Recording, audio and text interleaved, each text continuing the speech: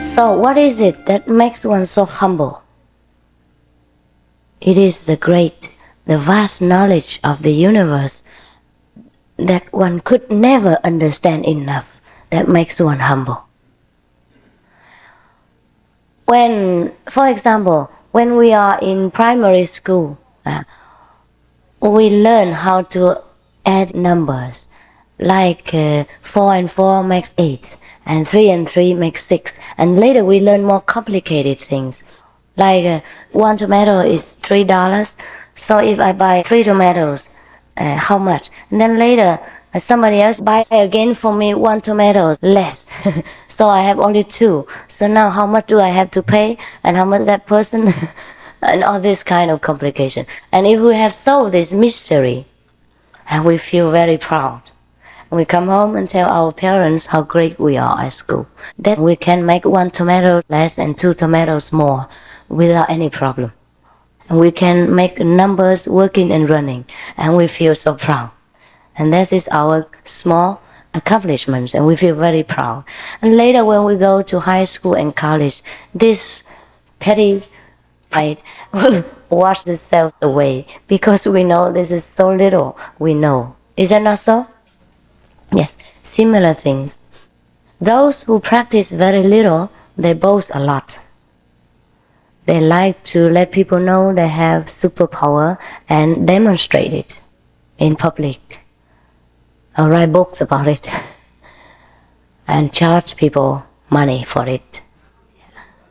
Of course, that is the ultimate, okay? I cannot forget that. But those who practice at a very high level, they cannot use this thing anymore.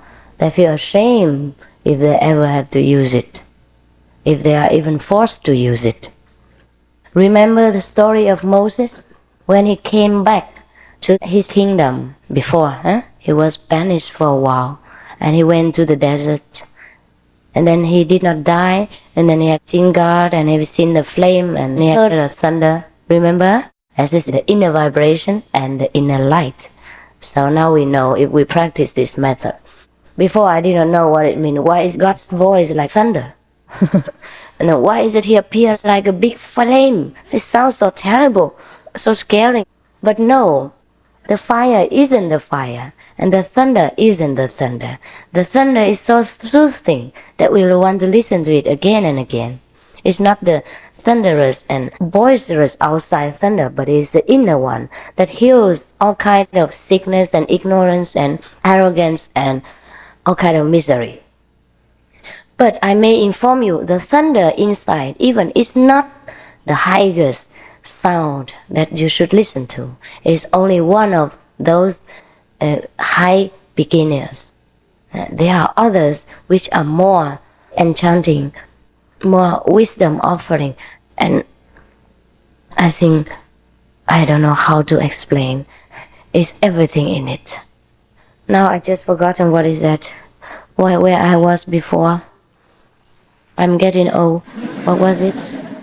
Moses, yeah. Now, when Moses came back to the king, he was showing off his miracles. He made the stick become a snake. Oh, and then afterward he repented. He said, I'm sorry. Forgive me, God, for misusing your power. And that is the attitude he should have in the beginning anyway. And remember the story of Jesus?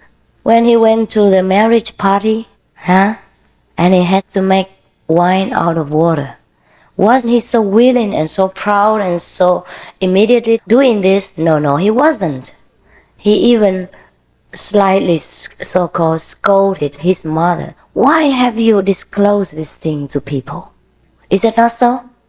Yeah, he blamed his mother for being so kind of, how you say, advertising? Yeah, actually talk too much. Yeah, that's right. Actually, in this modern language, we may say like that, talk too much. But actually, because he respected his mother, and his mother already prepared everything. So he told the people, fill the jugs with water. He was forced into this situation, and he was so embarrassed. Yeah, that is the attitude of the wise. when they have to do these unavoidable things in unavoidable situations, they feel very ashamed, not proud.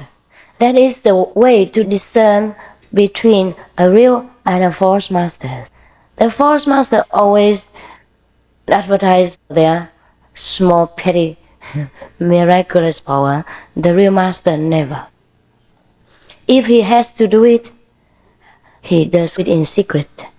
Only the disciples know, and only when necessary, in order to help the disciples out of some awkward situation, or to heal their sickness, or to help them mentally, or to help them in their spiritual progress.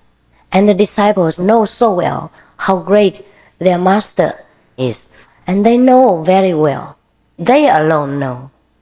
No wonder when Jesus or Buddha were alive, people were worshipping them like God, because they knew how great the masters were.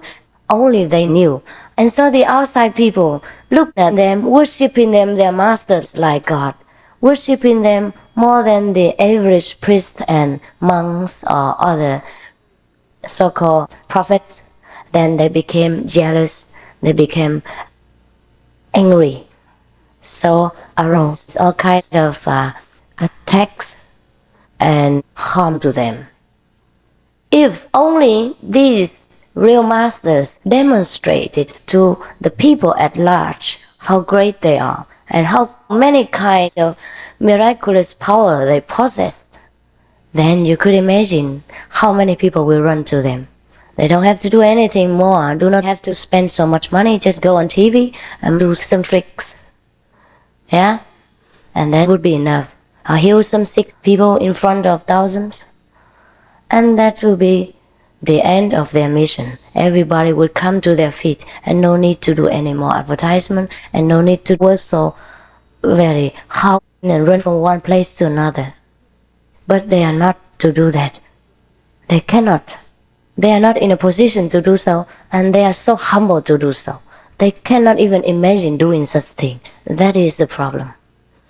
But only their disciples know how great they are, and any kind of power the master does possess.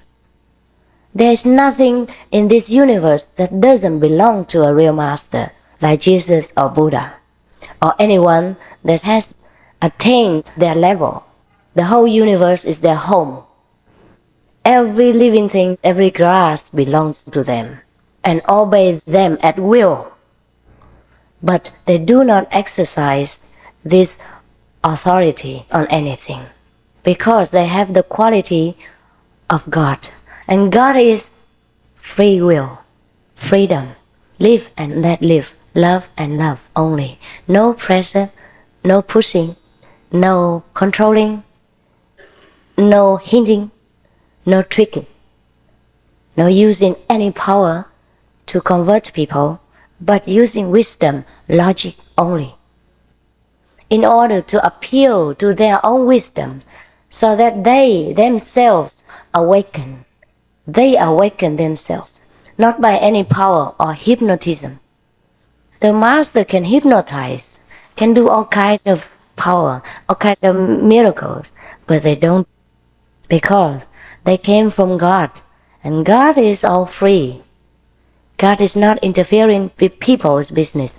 God doesn't mess around, mess in others' affairs. He lets you alone to decide which path you follow, which way of life you choose, and which realm you want to enter. If you want to go to heaven, it's open. If you want to go to hell, it's also free of charge. But the road to heaven is difficult to follow, because narrow is the way that leads to life. Broad is the way that leads to destruction, and so many will walk therein. Why is it the road to God is so narrow? Some even say it's like a razor edge, no? So sharp and so difficult to walk on. It is because the road and the way to it is contradictory to our way of thinking. and to the worldly desires and temptations. We have to swim in the ocean, but also have to protect our clothes from getting wet. That's how hard it is. We have to live in this world with all temptations and struggles, and yet we have to keep discipline and purity like the lotus, born from the mud, but so pure and clean and so fragrant. And that's how we have to become saints in hell. In Buddhism, there is a saint. Legend has it that he is forever in hell because he vowed to save the sentient beings in hell. Now, we imagine no one can live in hell because hell is so hot, full of fire and all kinds of punishments. How can a saint, a bodhisattva, it means a Buddha of the second degree, can live in hell and forever live there? It is possible. By the force of compassion and the power of love, you become immutable to any harm and to any traps. An ordinary person, if we go to hell, we immediately get burned and we cannot bear the heat of it. But a saint or anyone who practices the saintly path can go there and visit and have no harm. It is because of the protection power from the Master. It means God's protection. Now we all know that we all have God inside because God is within you. We are told like that in the Bible. Then why couldn't we find Him? Because we're too busy. We have no time to make contact with Him. And whenever we have time, then we go to church. And then we talk a lot. We sing a lot. Also busy. Busy looking at the words in the Bible, otherwise we will sing it wrong. Or do some rituals wrong, making the priest angry. So we are always busy with the outside performance and have no room to have an intimate talk with God. Therefore we cannot find Him. That is the only secret. Ai có biết lòng ai thép chẳng nên lời, hãy nhìn trong đáy mắt bao sóng tình lên khơi. Tình vui hàng lý dập, tình nồng đôi cánh môi. Người ơi, người ơi, người ơi,